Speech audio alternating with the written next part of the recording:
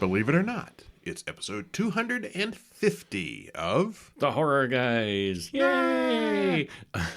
I'm Kevin. I'm Brian. And we're here to talk about some horror movies again. 250 episodes in. We're going to have something special this week, aren't we? It's our Super 250 extravaganza. It's... Movies. Oh, we do movies every week. Yeah, I know. But this is our 250th time, which means we've done at least 1,000. Well, we've done well over 1,000 movies anyway, but...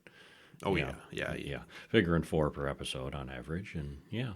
If you include the newsletter and the books, we're up to like 1,800 movies, so that's a lot. We like movies. But yeah, if you like the podcast, don't forget there are other ways of getting even more reviews. Mm-hmm. Here on the podcast and on HorrorGuys.com. Every week we do 4 full-length movies and a short, most weeks, unless something special is going on.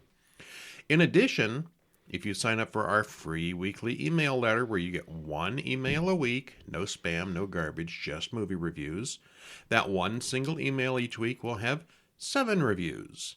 6 full-length movies, the same 4 as on the site, plus 2 bonus movies, and a short.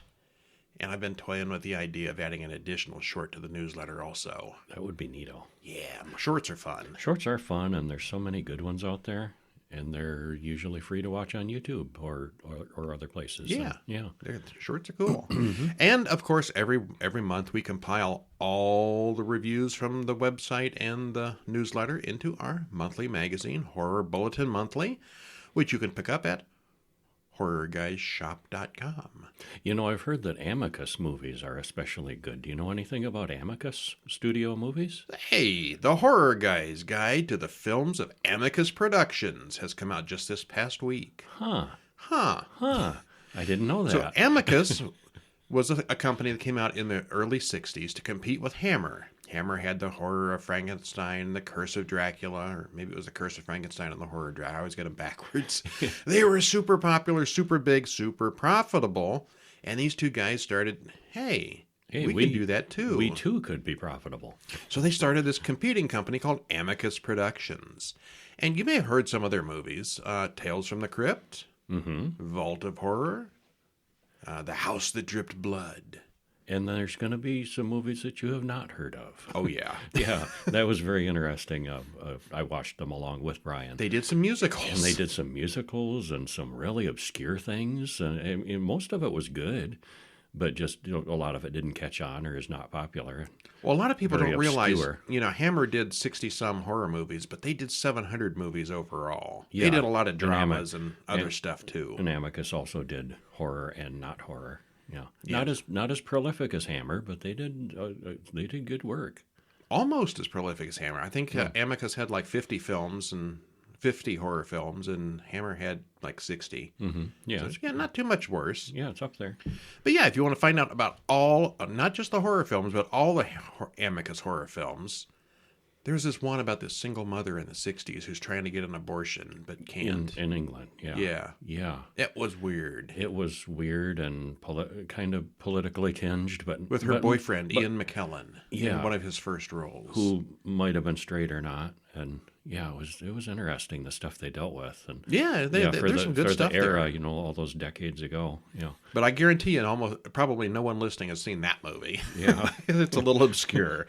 But anyway, The Horror Guys Guide to the Films of Amicus Productions. You can pick it up at Amazon.com or Barnes & Noble or Kobo or Smashwords or, hey, HorrorGuysShop.com. All right. Yeah.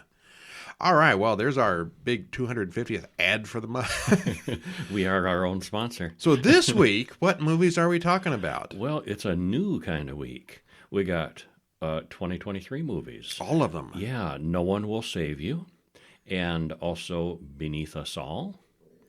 A 5th movie in the Subspecies series. After all these years, Blood Rise, which is actually a prequel.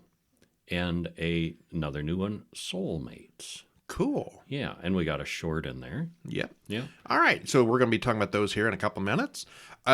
Mention the newsletter at horrorbulletin.com. You can go over and read our reviews of Jason Goes to Hell and Darker Than Night.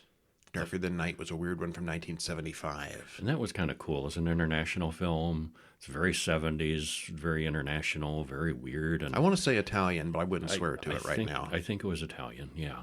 That's one worth checking out. Is the cat a killer? Is the cat not a killer? Yeah. Is the cat the victim? We don't know. We'll have to find out. Yeah. And Jason Goes to Hell, The Final Friday from 1993. I think it's like the 9th movie in the series, although it doesn't have a number. They also didn't call it Friday the 13th because they didn't have the legal rights. And I finally found out they stopped making Friday the 13th films like 10, 15 years ago. Mm-hmm. Not because people weren't interested in it, but because all the legal restrictions. One person owns Jason, one person owns Friday the 13th, one person owns this, that, and the other. And that's then why you got all this the one film is production not companies. titled, this is not titled Friday the 13th. Yeah, they were running into trouble with a even royalties thing. as far back as 93. So yeah, that's why there's not been any Jason movies in ages. And we don't talk about Freddy because his latest movie just sucked. All right, well, let's start off with No One Will Save You from 2023. Written and directed by Brian Duffield. Stars Caitlin Dever, Elizabeth Kaluev, Zach Duhamel, and Lauren L. Murray. Hour and 33 minutes. Trailer in the show notes if you've not heard about this one. Spoiler free, what happens? This has some really impressive acting from Caitlin Dever. Almost a one-person show. Almost, yeah. And she has no dialogue. I mean, it's all just her acting, carrying stuff out. It has barely any spoken words by anybody. And the action and the effects are all good, and it moves well. It's one that leaves you thinking about it after it's done, too, because the ending is not what we expected. Yeah. A lot of it is not what we expected. We're not going to spoil it, but it does have a weird ending. Yeah. And I remember fairly early on, there's a point where it reaches, and I think, well, now what's she going to do? And there's still like an hour of movie left. And they still managed to, keep us engrossed and entertained. So I thought it was really well done. Okay, if you're new with us, we don't generally spoil the new movies. With older movies, more than 5 or 10 years old, we'll completely spoil them and read the synopsis. This week, they're all new movies, so we're not going to spoil anything for you. Just give you a little taste. We're going to describe what happens in the first 15 or 20 minutes, and then let you decide. And it's all on the website if you do want to check it out. Yeah, horrorguys.com and horrorbulletin.com both include complete spoilery synopses if you just want to read about the movies. All right, well, anyway, Bryn is obviously very nervous and seems anxious. She goes downstairs and sews something, which she puts into a package to mail. It's not really much of a plot point, but I guess she makes like doll clothes and stuff on eBay or something. On the way out, she finds a circle of dead grass in the yard, so she turns on the sprinkler. She waves at a neighbor who ignores her entirely. She then drives to town and puts her packages in the mailbox, and on the way back, she stops at her mother's grave. Walking to her car, she hides from the police chief, who is kissing his wife. This whole town seems perfectly normal, except they all seem to ignore her. Yeah, or look at her with disdain. Yeah, so something's up there. Yeah. She gets a new dollhouse in the mail, which brightens her day. She next writes a letter to Maud, the police chief's daughter, and eventually she goes to bed. It's a very quiet, not much to it day. Late that night, the lights come on by themselves. Bryn wakes up and hears something growling and moving around downstairs. Whatever it is laughs and comes up the stairs towards her room. It opens the door and comes in, and we get to see it. It's a tall, thin alien. So it's science fiction-y. And again, this is like the first 10 minutes in, so this is not a huge spoiler. Yeah. Bryn hides under the bed as it explores her room, and it eventually climbs out the window. Things in the house start moving all by themselves, which freaks out Bryn. She runs into an alien in the kitchen, and it sees her as well. She defends herself and stabs the thing in the head, apparently killing it. And again, we're like 15 minutes in, and we're going to stop. And the way she does it, too, the weapon she grabs is... What was that? She has a little diorama. She's very, very much into decor and miniatures and stuff, and she's got a miniature town that's all illuminated and fancy and really nice. It's the bell tower. Oh, of, yeah. of one of the buildings, Like the steeple. because things are getting smashed up and chaos, and and that's what's available. And she grabs and she stabs it in the side of the neck with that. And then what happens, though? Lots of things. things. Yeah, but that was kind of the point. That, You think she okay, killed the alien? That'd be the end of that it. was kind of like, that felt like the climax. And there's still so much more to go. Could have been a short film in itself right there. Yeah, All right, well, at least I went into this one completely blind. so did I. I'd seen Yeah. people on Facebook saying it's really good, but I didn't know why. Mm-hmm. In the first scene, she sees a little tiny circle in the grass, and I thought, nah, it's like a little crop circle. I thought I was being funny, but It that was is. exactly it. Yes. Stephen King wrote in a tweet that he compared this to the old Twilight Zone episode, The Invaders, which, if you've seen that one, it had Agnes Moorehead living in a cabin on her own, and these tiny little aliens attack. And there's no dialogue. It's Yeah, just her fighting. Just them her, off. yeah. Yeah. And that's pretty much the story. Yeah, that's it. Heavily, yeah. A lone woman who doesn't communicate does battle with aliens on her own. Mm-hmm. Now, the TV episode has a little twist at the end, and this one doesn't, but the basic plot is the same. I do have questions. Yeah.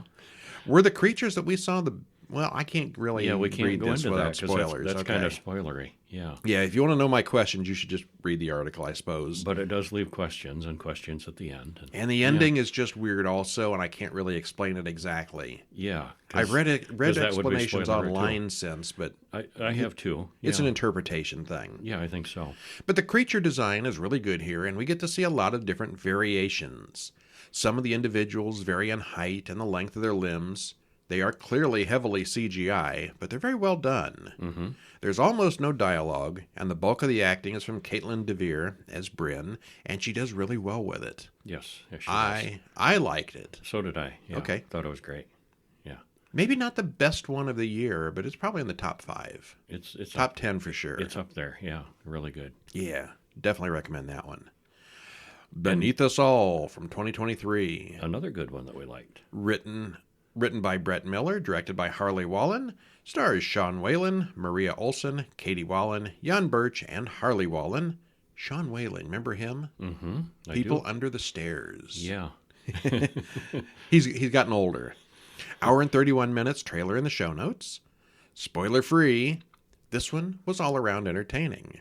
There's a real monster and human monsters, and the focus is on how an orphan girl coming of age deals with them both. We get some dimension to all the main characters. None of them are just flat. It's well written, well acted, and the technical aspects were all very good. Mm-hmm. It's one of those lowish budget, more indie kind of films. Yeah, so this the is not a indie- big theater thing. the indie side of things. But Yeah. Yeah. Really well done, I thought. Yeah. Well, don't spoil it to death for us, but what goes on? Well, it's Scandinavia in 912 AD. 2 kids go into a field. One goes missing and is found murdered. Well, the local men track down the killer and stuff him in a coffin. They take the coffin to Vinland, the Americas, and bury him alive there. Okay, now this is one of the few Problem things. solved. One of the few things I kind of object to. They just If you jaunt off to America and then jaunt Yeah. back. That's a major trip in These guys 912 are like AD. Northern Europe, and they've got this monster in a box that we got to get rid of this thing. I know. Let's cross the ocean and bury him there. That was a hell of a trip. Plus, when this thing gets out of the box, he can speak English. But I let's think- not overthink that. I one. think because he was listening in, he could hear above the ground. Well, Yeah. that's my story. I'm sticking with it. All right. Okay. So what happens then? Well, we switch to the present day. Julie finds a wounded bird and takes it home in a box. Elsewhere, Rebecca gets bad news about a child she was overseeing. She is a social worker facing burnout, and her boss wants to transfer her to a new position. Well, we cut to Janelle Gibbs making breakfast. And at this point, Kevin pointed out that she's using a metal spatula in a nonstick pan, which he says is a true moment of horror. I I guess noticed you it. don't do that. I noticed it, yeah.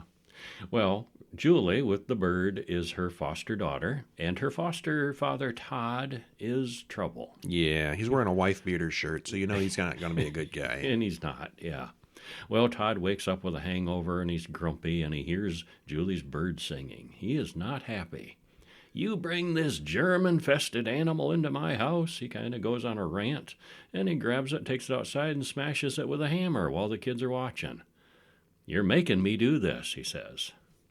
And that's a phrase that will come back and haunt him, which I thought was really effectively used.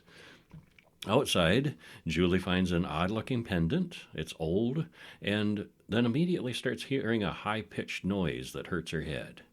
Rebecca, who has moved to the country, has been assigned to watch over the Gibbs family, who fosters 4 children. And they explain how Julie is upset about the bird and just kind of took off. She left home and didn't come back for a long time. But then she showed up, kind of wandering in the middle of the road. And Rebecca asked Julie why she did this, why she was found, and like that. And the meeting goes well. Rebecca tells the Gibbs everything is okay. And that night, Julie hears voices, and we see that she still has the pendant. What is this pendant going to lead to? I bet we know. Bet we not going to tell. We shouldn't, yeah. Well, the pendant belongs to someone, and the pendant draws them to the someone. That probably that person buried in the box. Just a wild guess. Yeah. And hilarity ensues. Oh, not so hilarious. No. All right, well, this was really good. The music, sound design, and lighting were much better than we usually see with an indie film, as are the acting and the pacing. And Julie has a little foster brother and 2 little foster sisters, too. There's 4 kids living there. Yeah. And they play into it somewhat, too. As you can probably guess from what we didn't tell you, there is a vampire. Yes. But the dramatic side of the story is with the abused kids is handled really well. Julie is clearly terrified of Todd, and not nearly as scared of the real monster that shows up later. Which is ironic. Angelina Danielle Kama stands out as Julie. Jan Birch as Frey is also good, although he's a little hard to understand when he speaks in his modulated monster voice. A little bit. You get the last couple of weeks we've watched some not vampire-type movies. Not as strongly as that other vampire movie we saw. Yeah, we haven't reviewed that one yet. Probably next week or the week after. Yeah, there's another indie vampire movie that they really modulated the voices. Couldn't understand them at all. This was just, it wasn't that bad. I could understand. Not quite subtitle worthy, but it's a little hard to understand. Yeah. And Sean Whalen and Maria Olsen are suitably scummy as the Gibbs. We were pleasantly surprised with this one. We liked it. Yeah, we did. And then, as always, we watch a short film. This one's called Overtime, directed by Craig D. Foster, written by him and Emma McKenna, stars Aaron Glenane, Adam Dunn, Ainsley Clouston, and Arka Das. 8 minutes, 24 seconds, and you can watch this one. There's a link in the show notes to let you watch this one on YouTube. How's it start? Well, I'm going to just hop in here, too, that I often say how good shorts are, because there are so many good ones out there. This was one of my favorites. I'd really put this, I think, maybe in my top 10. The problem with our shorts is there's so many of them. There's so many of them. And we never talk about bad ones because there's so many good ones out there. Yeah, but I thought this one to me was exceptional. Yeah.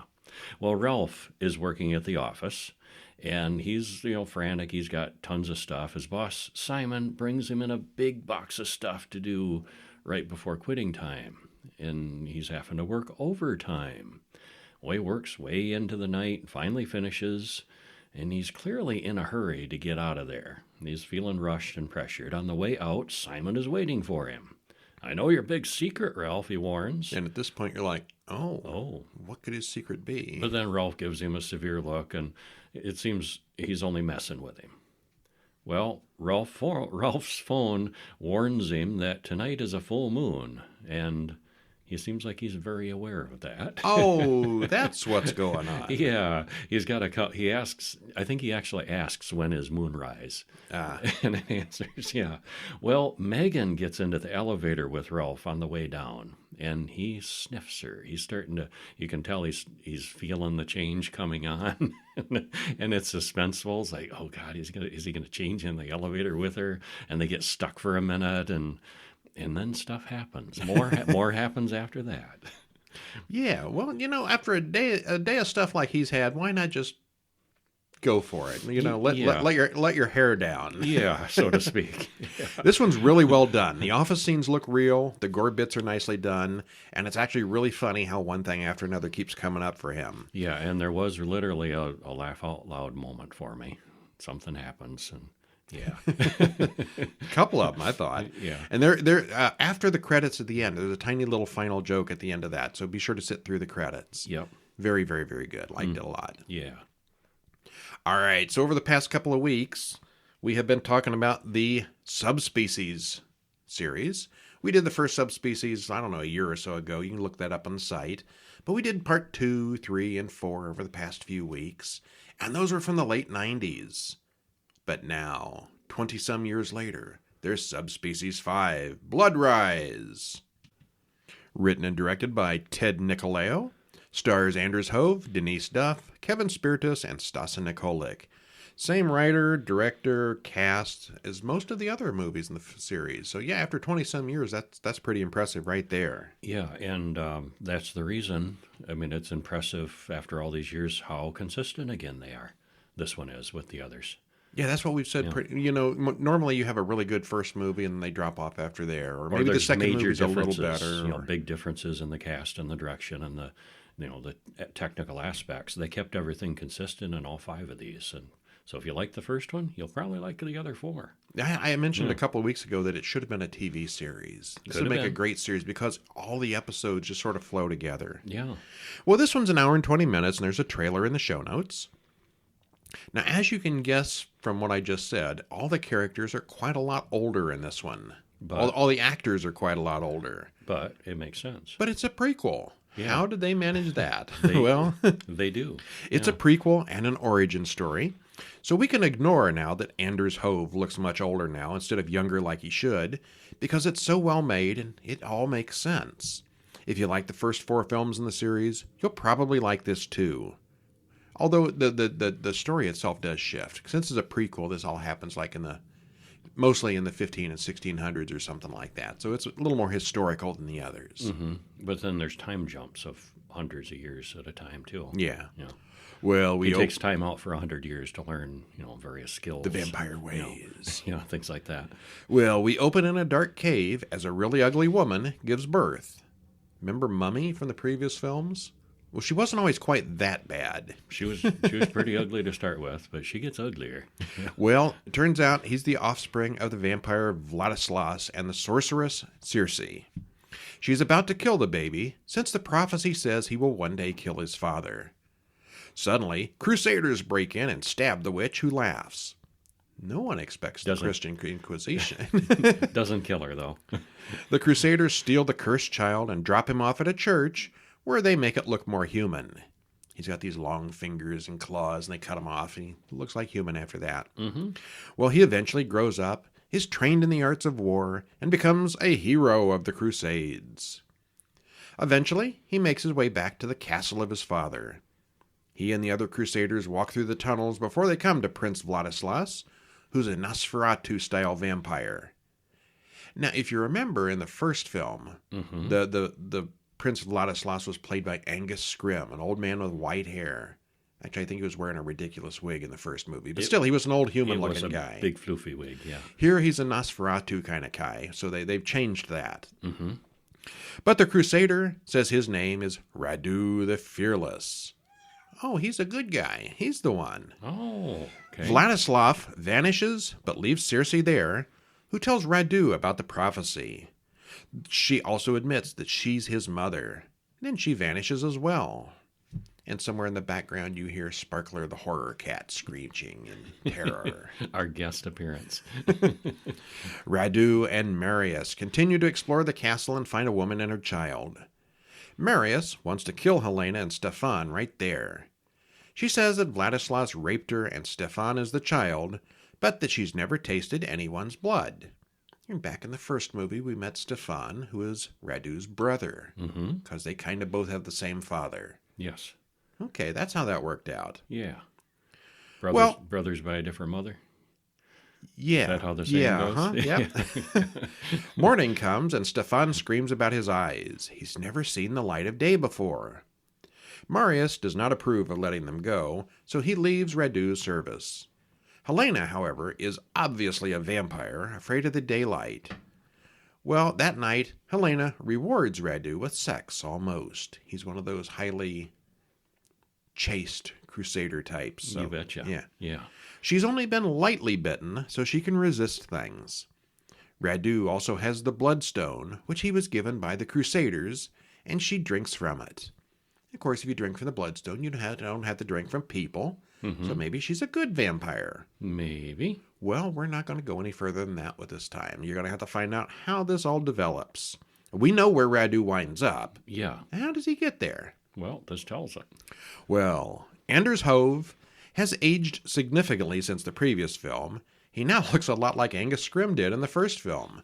From the trailers, I thought he was playing the same character, but he's not. There's a very resemblance, though. Yeah, there is. He spends most of the film without his iconic Radu makeup, but he's still plenty creepy.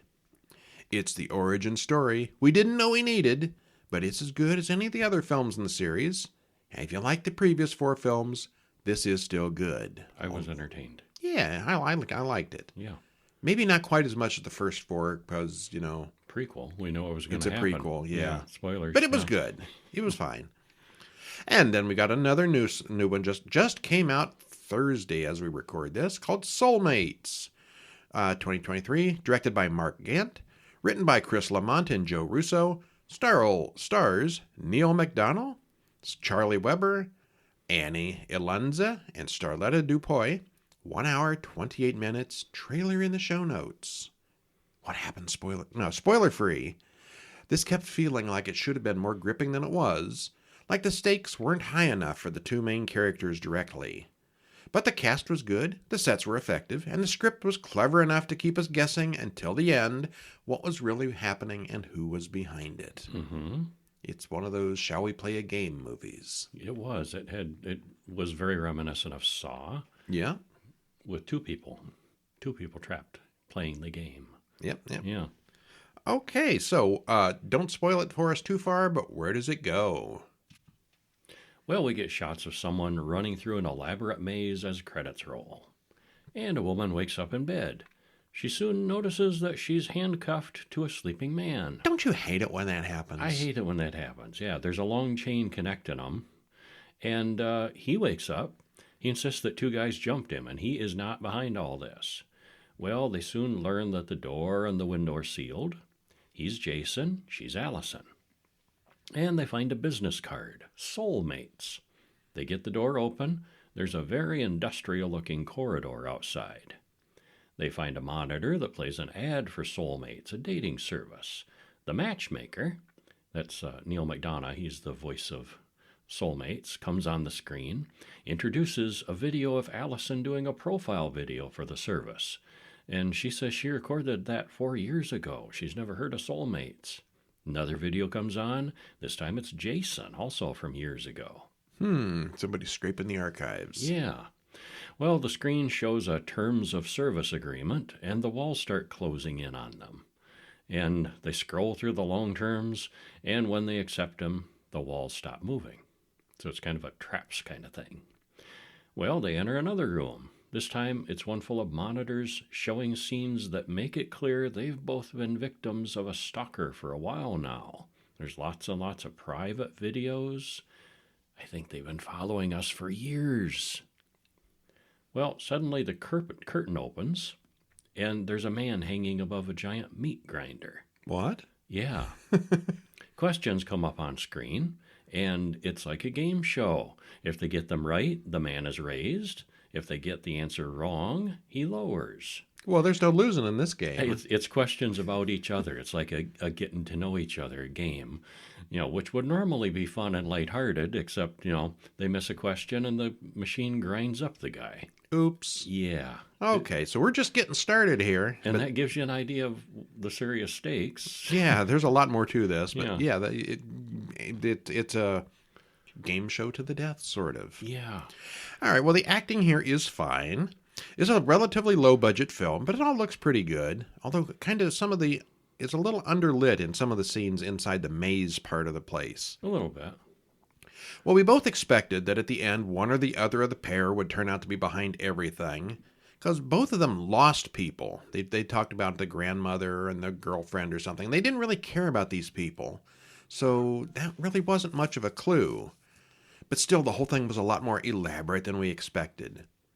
It's a good concept, but it's really just one tormented scenario after the other, and since there were only two characters, we knew they weren't going to kill either of them right away. But the ending was not completely a surprise, but it was well executed. And we did definitely like it. Yes, overall, thumbs up. Yeah. Yeah. All right, well, those are the only ones we're going to read to you today. But if you want more, you can read about Jason Goes to Hell, the final Friday, when Jason suddenly has supernatural origins that are revealed in the 10th movie of the series. Yeah, it kind of departs from the usual slasher formula and gets almost magical in places, but we did both like it. Yeah, it was okay. Not the best of the series. Not the best, no. It was all right. But it was okay, yeah. And we also look at Darker Than Night from 1975, also known as Más Negro que la Noche, Blacker Than Night. It's kind of a whodunit of a ghost story that makes you wonder what's happening. Starts out a little slow, but picks up after a while and moves to an interesting ending. It's very European and very 1970s, which we thought was kind of fun.